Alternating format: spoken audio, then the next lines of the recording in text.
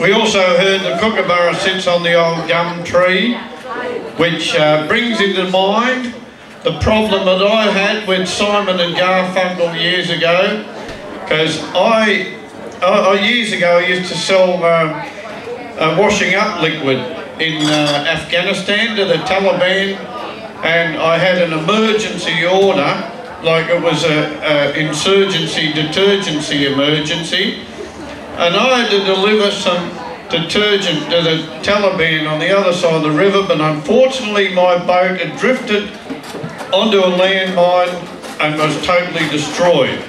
So I got a piece of wood from the boat and I found an old fridge and I put the detergent in there and I paddled across the river. Unfortunately it was very turbulent, the river, and the washing up liquid fell over there and all the bubbles come up, and that's when I wrote like a fridge over bubbled waters. And not long after that, Simon and Garfunkel wrote like a bridge over troubled waters, and they'll be hearing from my lawyers, because if that's not a distinct copy, what is?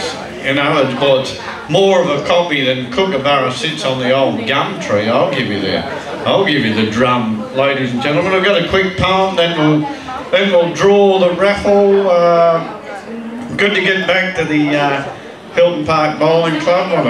What a fine establishment this is. Just been over to Tenterfield in New South Wales. That's a fine little place too.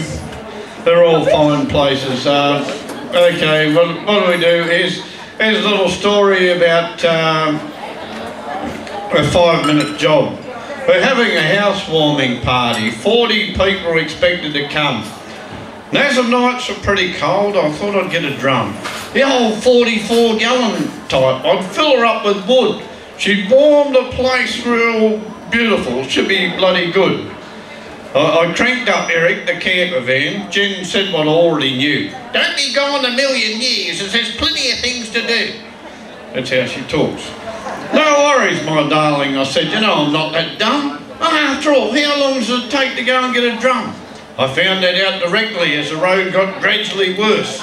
No worries, if it gets too bad, I'll go back in reverse. Up a bumpy, rocky, excuseful road, I finally reached the crest. So I stopped to view the other side and give Eric the van a rest. I gazed at the remnants of road remaining. Eric's headlight seemed to blink.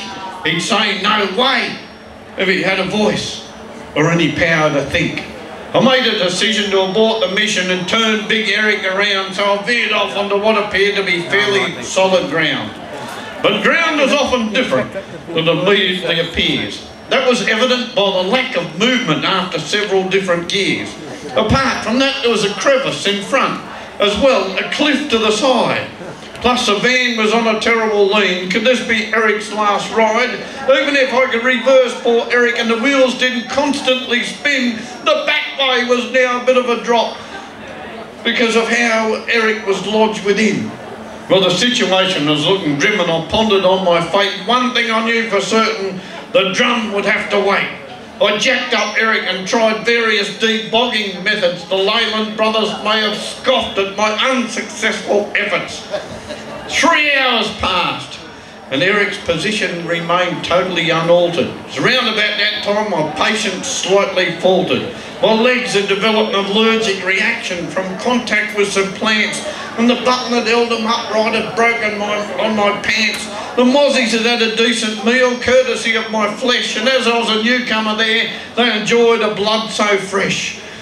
Anyway, I took the shortcut home, one of the less difficult hikes, except for thong-penetrating double Gs, the size of railway spikes. The swamp wasn't as big as some I've seen. It was only up to my thighs. Upon reflection, the shortcut wasn't totally all that wise. Home I arrived and Jen was stressed and flitting all about. Come on, I said, get the car. We have to get Eric out. 1 hour more we did it.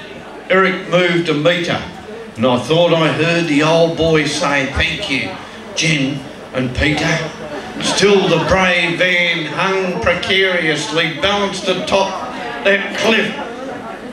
Still the brave van hung precariously, balanced atop that crest. There was sun lay down and we knew Eric would do his best. A near tilting vertical descent was achieved through mud and trees and rocks, and on the road once again emerged that valiant metal ox. We rushed home to prepare for the party. They'd soon be knocking at the door. Then I spotted a 44-gallon drum on the vacant block next door. It ended up warming everyone, and no one had to shiver. And glinting in the moonlight was the van from Snowy River.